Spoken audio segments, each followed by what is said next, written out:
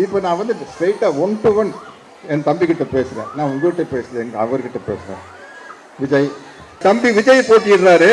அது என்ன சின்னம்?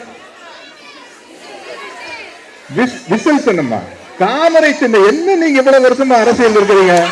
அன்பு தம்பி விஜய் நம்மளுக்கெல்லாம் ஏன் பிடிக்கும்? நல்லா யோசிங்க, ஏன் பிடிக்கும்? அழகா இருக்கிறாரு, சூப்பரா டான்ஸ் ஆடுறாரு, சூப்பரா ஃபைட் பண்றாரு, அவர் படங்கள்லாம் பார்த்தா ஜாலியா இருக்கும். அதனால நம்மளுக்கு அவரை பிடிக்குது.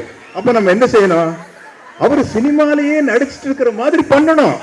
அப்பதான் நம்மளுக்கு சந்தோஷம். அதுக்கப்புறம் நம்ம மேடையில வந்து நான் ரெடிதான், வரவா வரவா அதெல்லாம் பாட முடியாது. ஜெயலலிதா ஆண்டின்னு சொல்லியிருந்தீங்கன்னா நீங்க ஒரே ஒரு பாட்டு தான் இருக்குது.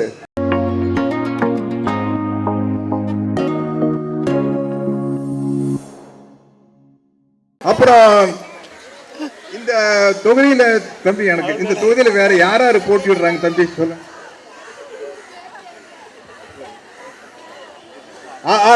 சொன்னாரு தம்பி விஜய் போட்டிடுறாரு.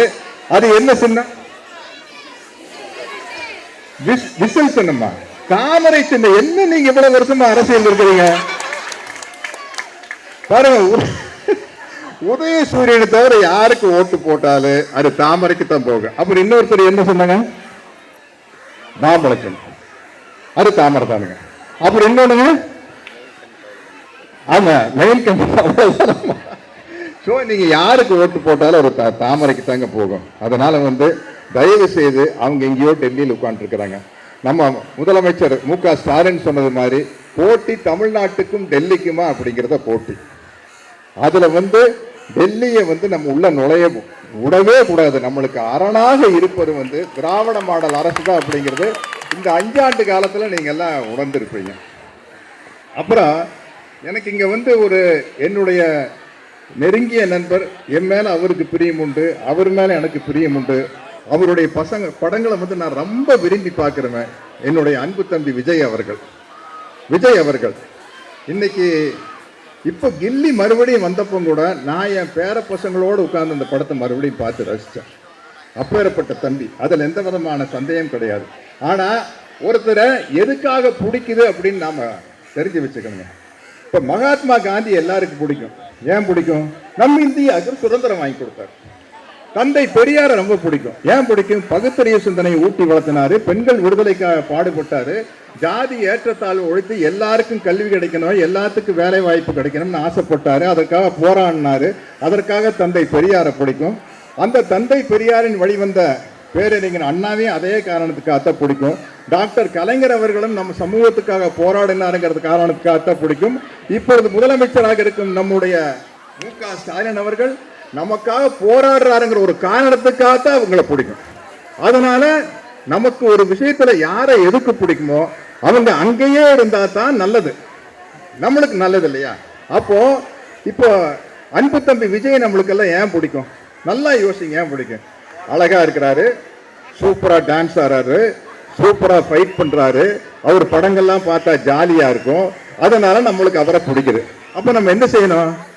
அவர் சினிமாலேயே நடிச்சிட்டு இருக்கிற மாதிரி பண்ணணும். அப்பதான் நம்மளுக்கு சந்தோஷம். அவர் சினிமாலேயே நடிச்சிட்டு இருந்தா தான் இல்லைங்க. இல்ல, எனக்கு விஜய் படம் பார்க்காம தூக்கம் வராதுங்க. அவர் பாட்டுக்கு அரசியல் பண்ணிட்டாரு, நான் என்ன பண்றது? எனக்கு அவர் சினிமாலேயே நடிச்சிட்டு இருக்கணும். சினிமாலேயே நடிச்சிட்டு இருக்கணும்னா என்ன பண்ணணும்? அவர் நம்ம மறுபடியும் சினிமாக்கே அனுப்பிச்சு விட்டுறணும். அனுப்பிச்சு விட்டா தான் நான் நடிச்சுட்டு இருப்பாரு. நம்மளுக்கு ஒரு என்டர்டெயின்மெண்ட் கிடைக்கும் இல்லைங்களா? நம்மளுக்கு ஒரு பொழுதுபோக்கு கிடைக்கும் இல்லைங்களா? அதனால தான் சொல்றேன். எனக்கு அவர் அரசியலுக்கு வரேன்னு சொன்னப்போ நான் 3 படம் அவர் கூட நடிச்சுக்கிறேன். தலைவா, மெர்சல், நண்பன் இதெல்லாம் நடிச்சுக்கிறேன். அவர் சின்ன பையனா இருக்கையிலிருந்து தெரியும். அவர் அரசியலுக்கு வரேன்னு சொன்னப்போ எனக்கு அதிசயமா இருந்தது. தம்பி ரொம்ப ரிசர்வ்டு டைப் ஆச்சு, யாரு கூட சரியா பேசாதவர். நாங்க ரொம்ப ஜோக் அடிச்சுட்டு சிரிச்சுட்டு பேசுவோம். அவருக்கு எப்படி அரசியல் செட் ஆகுமா அப்படின்னு நினைச்சேன். அப்புறம் அரசியல் வந்து தைரியமா கட்சி ஆரம்பிச்சிட்டார்.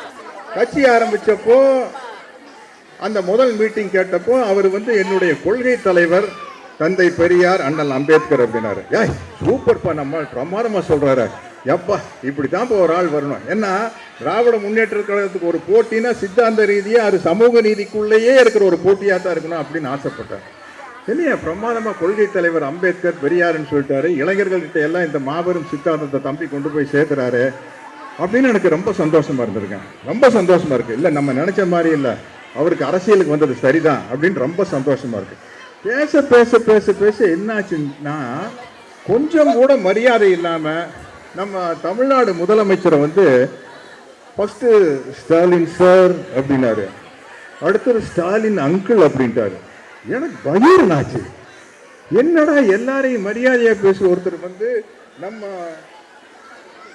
மரியாதையா பேச ஒருத்தர் வந்து ஸ்டாலின் அங்கிள் அப்படின்னு சொல்லிட்டாரு. நம்ம பார்த்த விஜய் இப்படி இல்லையே, நம்ம பார்த்த விஜய் வேற மாதிரி தானே. அவர் தயாரிப்பாளர்களுக்காக தன்னுடைய தயாரிப்பாளருக்கு நஷ்டம் வரக்கூடாதுன்னு பாடுபடுற ஒரு நல்ல நடிகராச்சு. அவர் வந்து கொஞ்சம் கூட மரியாதை இல்லாமல் ஒரு தமிழ்நாட்டு முதலமைச்சரை போய் ஸ்டாலின் அங்கிள்னு சொல்லிட்டாரு. ஏன்னா இதுக்கு முன்னாடி இந்த தலைவா பிரச்சனை வந்தப்போ கொடநாட்டில் போய் ஜெயலலிதா மேடத்தை பார்க்கறதுக்காக அம்மா அம்மா ரொம்ப மன்னிச்சுக்குங்கம்மா, எப்படியாச்சும் எங்கள் தலைவா படத்தை ரிலீஸ் பண்ணி விடுங்கம்மா அப்படின்னு பேசினார் இல்லைங்களா. நான் அது மாதிரி தான் வந்து மரியாதையாக பேசுவார் அப்படின்னா ஸ்டாலின் அங்கிள் அப்படின்ட்டாரு. யோசிச்சு பாருங்க, ஜெயலலிதா மேடத்தை வந்து இவர் ஜெயலலிதா மேடம்னு சொல்லாமல் அங்கிள் சொன்னோன்னா இப்படி இப்படி இப்படி இறங்கி பேச மாட்டார் தம்பி. ஷூட்டிங் ஸ்பாட்டில் எல்லாத்துக்கும் ரொம்ப மரியாதை கொடுக்குறவராச்சு. ஜெயலலிதா மேடத்துக்கிட்டே போய் கூட மேடம் மேடம் நீங்கள் எப்படியாச்சும் தலைவா கொடுத்து ரிலீஸ் பண்ணுங்க மேடம் அப்படின்னு சொல்லியிருந்தாங்க. ஆனால் யோசிச்சு பாருங்க, ஸ்டாலின் அங்கிள்னு சொன்னாரு, ஏமாந்து போய் ஜெயலலிதா மேடத்தை ஜெயலலிதா ஆண்டின்னு சொல்லியிருந்தா என்ன ஆயிருக்கு? ஜெயலலிதா ஆண்டின்னு சொல்லியிருந்தா என்ன நடந்திருக்குங்க? நம்ம பார்த்துருக்கிறோம்ல இந்த ரோட்டோரத்தில் கொத்து போராட்டம் எப்படி போடுவாங்க, நங்க கொத்து போராட்டம் போட்டு அதில் சில சமயத்தில் முட்டையை ஊற்றி முட்டையெல்லாம் கலந்து ஒரு கொத்து போராட்டம் போட்டிருப்பாங்க ஜெயலலிதா ஆண்டின்னு சொல்லியிருந்தாருன்னா.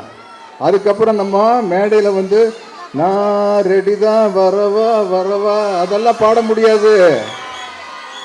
ஜெயலலிதா ஆண்டின்னு சொல்லியிருந்தீங்கன்னா நீங்கள் ஒரே ஒரு பாட்டு தான் இருக்குது, தொட்டப்பட்ட ரோட்டு மேலே முட்டை போராட்டா நான் தொட்டுக்கிற சிக்கன் போராட்டா, அதைத்தான் பாடி இருக்க முடியும்.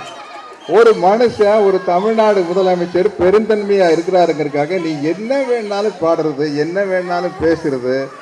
யாராச்சும் உங்களை பற்றி ஏதாச்சும் பேசினா, இப்போ நான் இந்த சோசியல் மீடியா எதுலேயுமே இல்லை, நான் போகிறதுக்குள்ளே என்னைய எல்லா கெட்ட வார்த்தையிலையும் திட்டுவாங்க. சென்னை கெட்ட வார்த்தை, பெரம்பூர் கெட்ட வார்த்தை, மதுரை கெட்ட வார்த்தை, கோயம்புத்தூர் கெட்ட வார்த்தை, நார்த் இந்தியா கெட்ட வார்த்தை, எல்லா இதுலேயும். ஏன்னா அவங்க முதலாளியெல்லாம் அங்கே நார்த் இந்தியாவில் டெல்லியில் தான் இருக்கிறாங்க. அதனால் அவங்ககிட்ட விசாரித்து நமக்கு அதை பற்றியெல்லாம் கவலையே இல்லை. நம்மெல்லாம் வந்து நான் பெரியாரோட ஆளுங்க, இதுக்கெல்லாம் நம்மளுக்கு கவலையே பட மாட்டோம். எனக்கு இப்போ நான் வந்து ஸ்ட்ரைட்டாக 1 to 1 என் தம்பிக்கிட்ட பேசுகிறேன், நான் உங்கள்கிட்ட பேசுகிறேன், எங்கள் அவர்கிட்ட பேசுகிறேன். விஜய், நீங்கள் கரூருக்கு போனீங்க, மாபெரும் கூட்டம் வந்தது, உங்களுக்கு அப்படித்தான் வரும். நீங்கள் வந்து வேறு லெவல் இருக்கிறீங்க, உண்மையை நான் ஒத்துக்கிறேன். அப்புறம் கூட்டம் வந்துருச்சான்னு கேட்டுக்கிட்டு வர்றது ஒரு பிரபலத்தினுடைய பழக்கம்.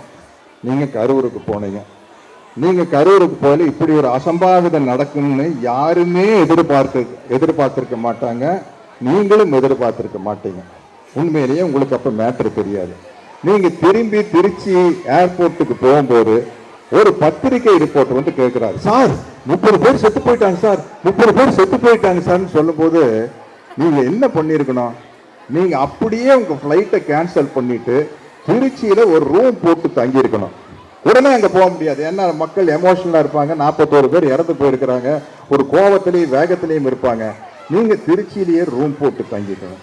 தங்கி ஒரு 3 நாளோ 10 நாளோ 30 நாளோ அங்கேயே தங்கி இருந்து அதுக்கப்புறம் அந்த மக்களை போய் பார்த்துட்டு தான் நீங்கள் சென்னைக்கு வரணும்.